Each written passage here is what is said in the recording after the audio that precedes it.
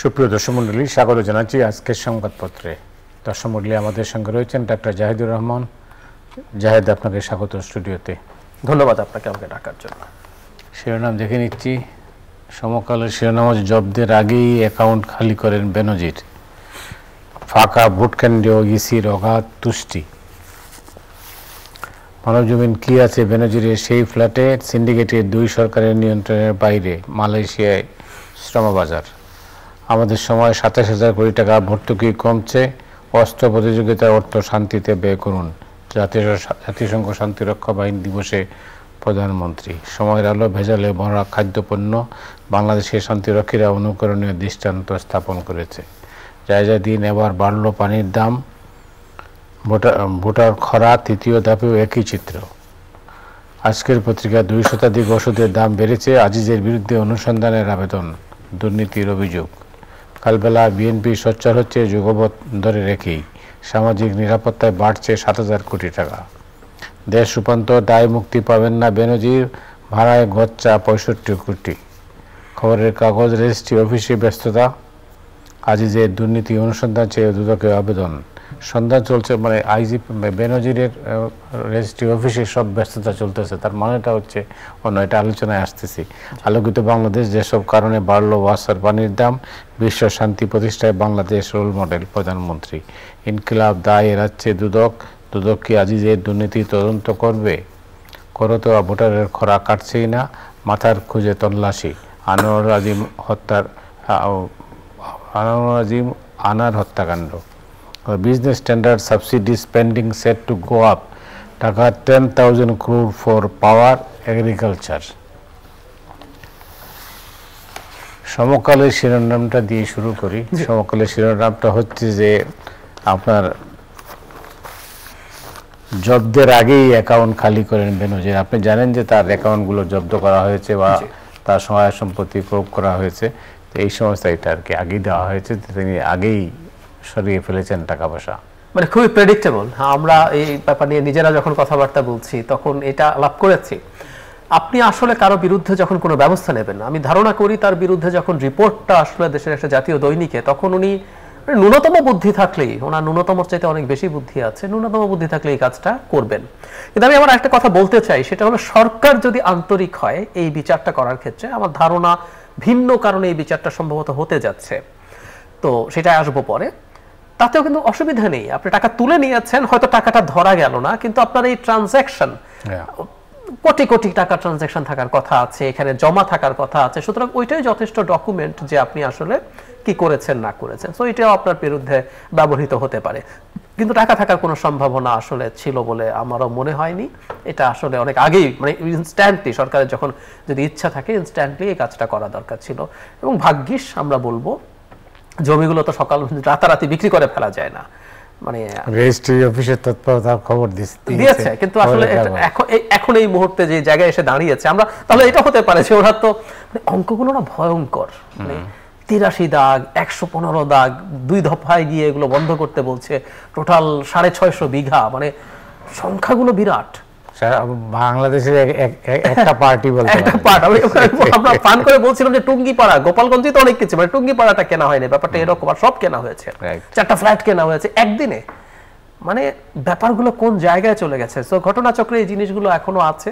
এবং আরেকটা নিউজ আপনি পড়েছেন, হুইচ ইজ ভেরি ইম্পর্টেন্ট, সেটা হচ্ছে উনি এত বোকা মানুষ নন ইন এনি কনসিডারেশন। সেটা হচ্ছে বিদেশেও তার প্রচুর সম্পদ আছে বলে আমরা যৌক্তিকভাবেই ধারণা করতে পারি। দেশে অতি সাধারণ মানুষজন এখন বিদেশে ফ্ল্যাট ট্যাট টাকা পাচার করছে, সেখানে ওনার মতো মানুষ যিনি দেশে এত কিছু করেছেন সেগুলো থাকবে না, কয়েক গুণ হয়তো সেখানেও আছে। এখন সেগুলোর ব্যাপারে খোঁজ খবর নেওয়ার কথা বলা হচ্ছে, তো সেইটা আমরা হয়তো সামনে দেখব। টাকা থাকবে না, খুব স্বাভাবিক।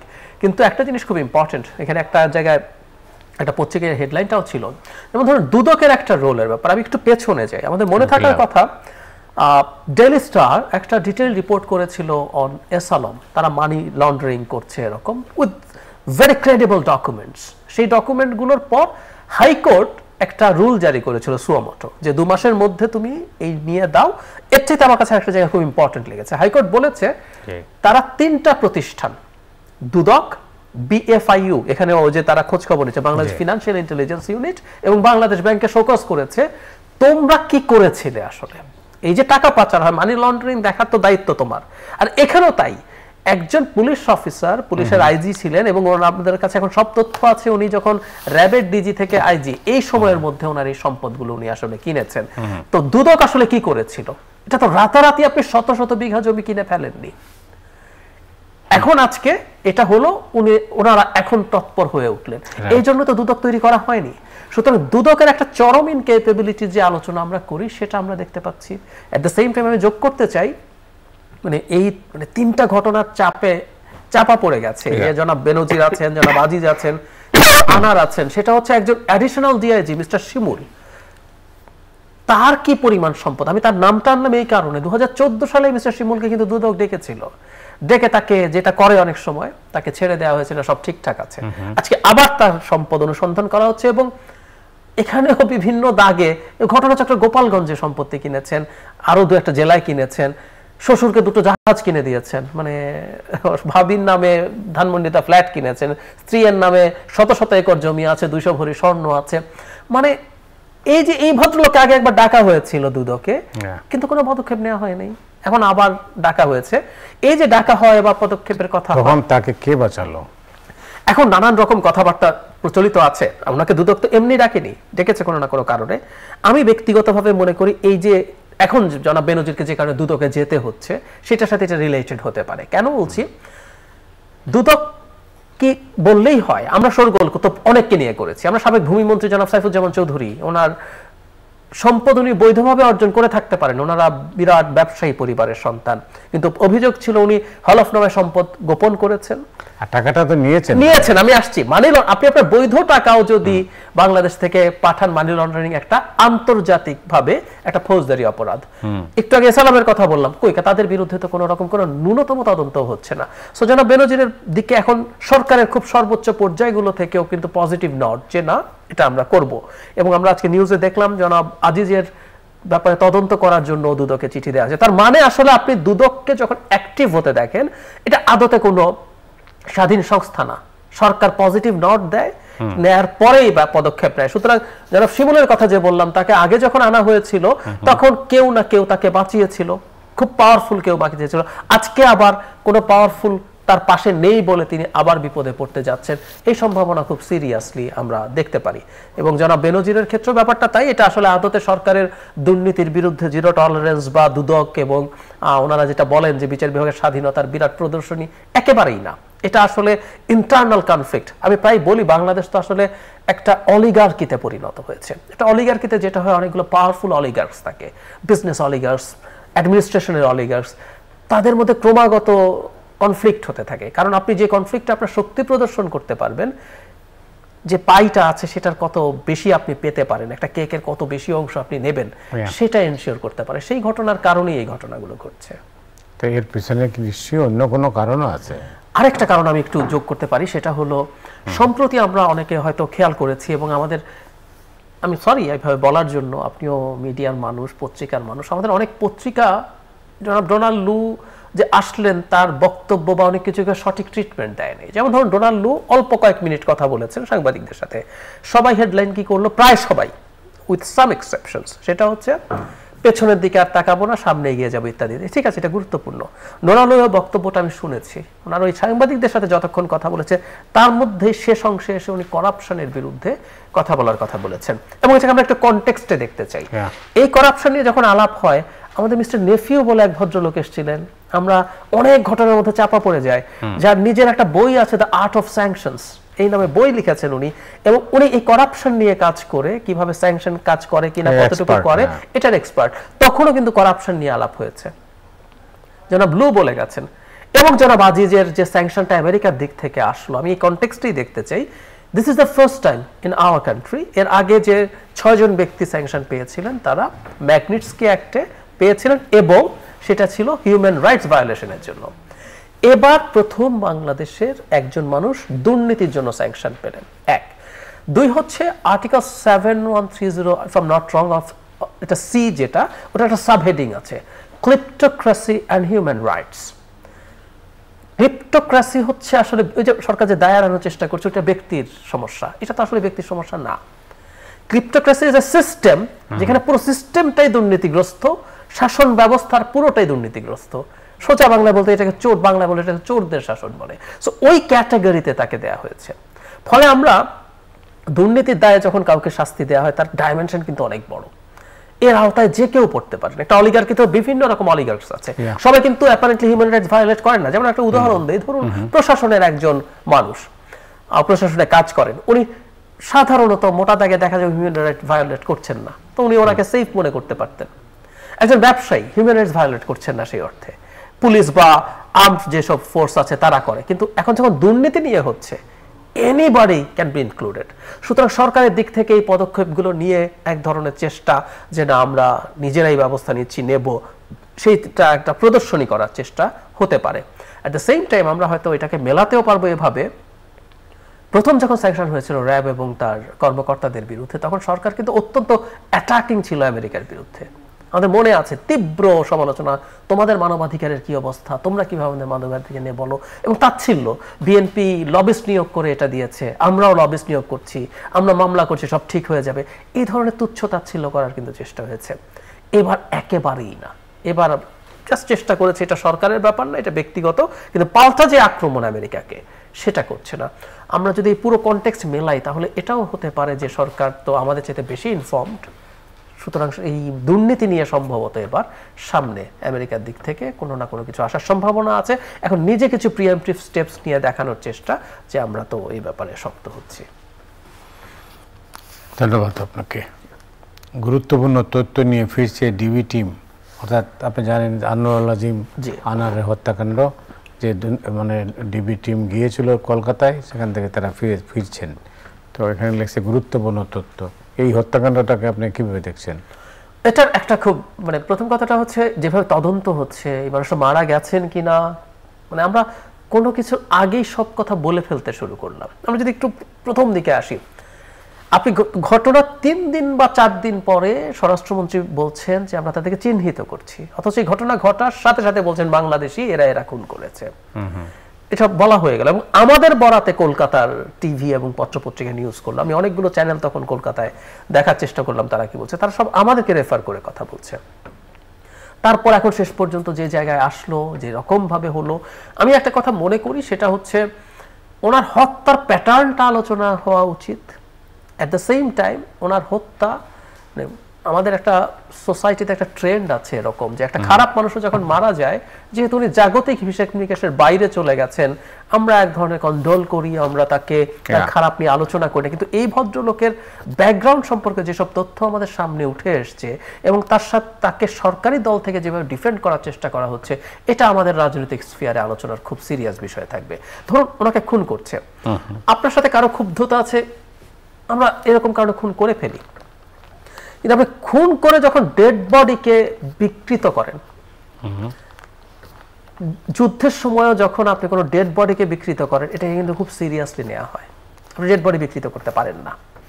এখানে করেছে এবং যা ন্যারেটিভ যেটা আমাদের সামনে এসছে, কারো তীব্র বিদ্বেষ, ঘৃণা, ক্ষোভ না থাকলে তো এটা করে না। আপনাকে আমি মেরেই ক্ষান্ত হইনি, আমি আপনাকে এই করে ফেলতে চেয়েছি। এবং এর পর যেসব তথ্য আমাদের সামনে আসছে যে অকল্পনীয় রকম বেআইনি কাজের সাথে, সব রকম বেআইনি কাজের সাথে জড়িত, এবং সেটার ভাগ বাটোয়ারা নিয়ে ক্রাইসিসেরই ফল এটা। তার চাইতে জরুরি কথা, এরকম একজন মানুষ 3 বার নমিনেশন পেয়েছে, the person became so inevitable, তাকে আর বাদ দেওয়া গেল না। জনাব ওবায়দুল কাদের বলছেন উনি জনপ্রিয়, ওনার অন্য কিছু দেখার দায়িত্ব আমাদের না, মানে অবশ্য না, তার একটা প্রমাণও আছে। এই ভদ্রলোকের বিরুদ্ধে তো ইন্টারপোলের রেড অ্যালার্ট ছিল।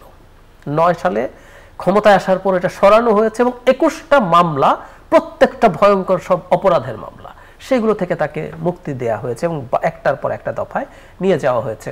এই জিনিসগুলো বরং আমাদের ভবিষ্যতের জন্য খুব গুরুত্বপূর্ণ ইঙ্গিত দেয় যে একটা দল, যে দলটা ক্ষমতাকে ধরে রাখার জন্য, আসলে আপনি যদি নির্বাচন ফেয়ার না করে ক্ষমতায় থাকতে যান, এই কাজগুলো ইনএভিটেবল, কারণ আপনার হয়ে ওই জায়গাগুলোতে আপনার পাওয়ারকে আসলে কে প্রিজার্ভ করতে পারবে।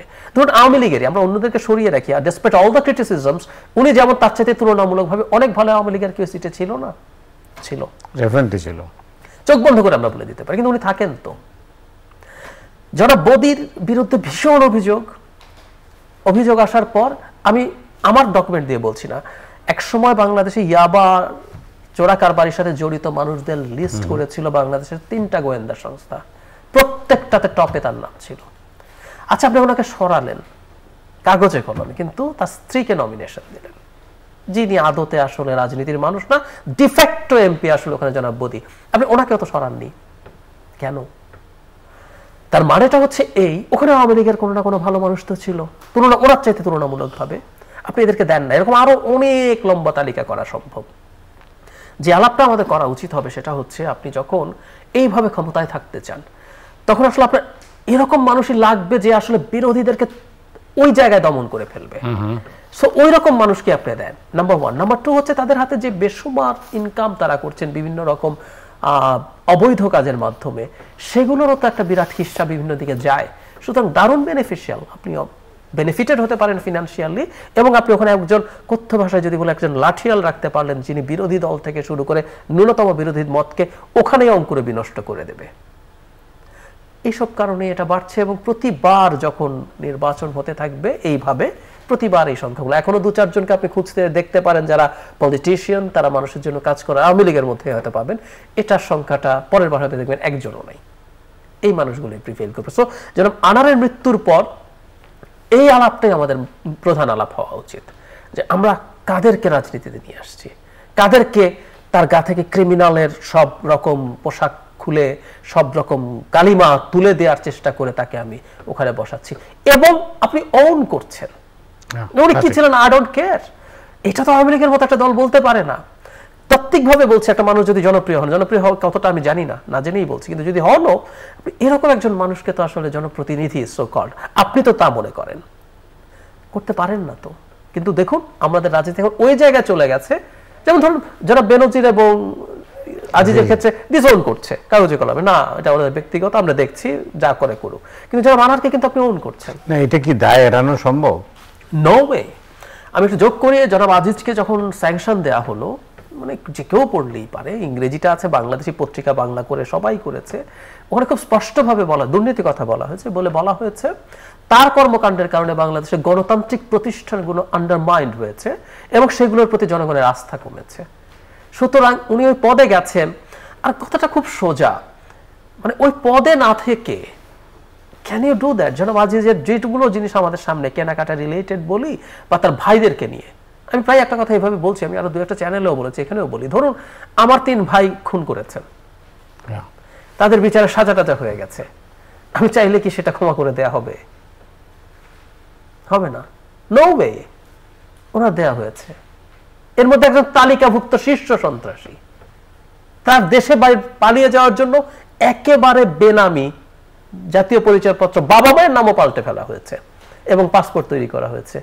এগুলো তো রাষ্ট্রীয় ক্ষমতার দাপট না থাকলে এটা আসলে হতে পারে না, সম্ভব না, তাই না? সুতরাং উনি অবশ্যই এগুলোকে ব্যবহার করেছেন। মানে জনাব বেনজির বলি, জনাব আজিজ বলি, জনাব আনার বলি, ইটস দ্য সেম স্টোরি। আপনি কোনো না কোনো ভাবে এক্সিস্টিং রুলিং রেজিমকে তার পারপাস সার্ভ করছেন, একটা ট্রেড অফ হবে আপনাকে, তাহলে আমি কি দিচ্ছি? আপনি ইনডিসক্রিমিনেটলি সম্পদ অর্জন করতে পারেন। জাস্ট কিছু রেড লাইন আছে, ট্রাই টু ফলো দ্যাট, ওইটুকু ক্রস না করলেই চলবে। বাংলাদেশ কি এদের হাতেই বন্দী? একেবারেই। অলিগার্কির ক্ষেত্রে এটাই হয়। আমি আওয়ামী লীগের অনেক মানে নেতাদের সাথে অনেক সময় টক শোতে ছিলাম, আমি অন রেকর্ড তাদেরকে একটা কথা বলার চেষ্টা করছি, দল হিসাবে আওয়ামী লীগ আসলে is not in power, it's an oligarchy. অলিগার্কিতে কি হয়? It's a group of people, এর মধ্যে কিছু পলিটিশিয়ান আছে, এর মধ্যে বিজনেস এলিটস আছে, এর মধ্যে গভর্নমেন্ট যে এমপ্লয়ি তাদের টপ লেভেলের মানে আপনার ব্যুরোক্রেসির মানুষজন আছে, পুলিশের মানুষজন আছে, ইটস আ নেক্সাস কম্বাইন্ডলি। তো ওটা যদি থাকে তাদের হাতেই, এবং তারাই আসলে সবকিছু নিয়ন্তা হয়ে দাঁড়ায়, এবং এটাই ঘটে। আর যেটা ঘটে অলিগার্কিতে, যে বললাম আরেকটু আগের দিকেই, সেটা হচ্ছে যেহেতু অলিগার্কি, বিভিন্ন অলিগার্কদের মধ্যে ক্ল্যাশ হয়। এই ক্ল্যাশটা হয় আসলে আমি কতটা পাওয়ার প্রজেক্ট করতে পারি, আমি পাওয়ার বেশি প্রজেক্ট করতে পারলে ভবিষ্যতে আসলে আমি আমার ওই জায়গা আরো বেশি পাবো, এই জিনিসটা আসলে চলছে। এবং আমি ব্যক্তিগত, তাহলে রাজনীতির ভবিষ্যৎ কি? রাজনীতি থাকলে ভবিষ্যৎ, কথাটা এরকম। আমাদের তো আসলে সেই অর্থে কি রাজনীতি আছে? আমি রাজনীতি দেখছি না। এবং আমি আরেকটা কথা একটু প্রেডিক্ট করে রাখি আপনার এখানেই, সেটা হচ্ছে প্রধানমন্ত্রীর বয়স বাড়ছে, একটা মানুষের তো আস্তে আস্তে সক্ষমতা, ওনার যে বয়স, আস্তে আস্তে বয়সের সাথে সাথে সক্ষমতা কমে আসবে, এটা একেবারে প্রকৃতির নিয়ম, প্রত্যেক ক্ষেত্রেই তাই হয়। এই সময় এই গোলযোগগুলো আরো বেড়ে যাওয়ার সম্ভাবনা আছে। ওনার কিন্তু একটা মারাত্মক নিয়ন্ত্রণ ছিল দলের উপরে, মানে দল বা যে রুলিং সরকার মানে ওই যে আমরা যে টোটাল যে অলিগার্কির কথা হচ্ছে, এদের উপরে নিয়ন্ত্রণের জায়গা ছিল। আমি মানে এই অতি সম্প্রতি উপজেলা নির্বাচনে আমি খেয়াল করেছি যে তার এই নিয়ন্ত্রণ আগের জায়গায় নেই। ওনার রিপিটেডলি বলার পর থেকেও, মানে দলের সভানেত্রী বলছেন কিন্তু নির্বাচন থেকে সরে আসছেন না, প্রত্যেকে তার মতো করে, না আমি আমার এটা করে নেই, পরে দেখা যাবে। এই এমনকি উনি সংবাদ সম্মেলনে একটা পর্যায়ে স্বজন থেকে সরে এসে পরিবার বলতে কি বোঝান সেটা বলেছেন, বাট স্টিল ওই সন্তান এবং স্ত্রীদের মধ্যেও 10 জন উনি যখন বলছেন, তারপরে 10 জন নির্বাচনে রয়ে গেছেন। এইরকম ঘটনা ঘটছেন। আমাদের পরিচিত অনেক আওয়ামী লীগের বড় বড় নেতাদের সন্তানরা নির্বাচিত হয়ে আসছেন, তারা তাদের সন্তানদেরকে নির্বাচন থেকে সরান্বিত। তো তার মানেটা হচ্ছে আস্তে আস্তে তার এই নিয়ন্ত্রণ যখন কমে যাচ্ছে, এই গোলযোগ যেটা আমরা দেখতে পাচ্ছি, এটা সামনে আরো অনেক বাড়বে। জয়, অনেক অনেক ধন্যবাদ আপনাকে। ধন্যবাদ। দর্শক মণ্ডলী, আজ রাতের মতো এখানেই বিদায় চাইছি। আগামীকাল আবার দেখা হবে। শুভরাত্রি।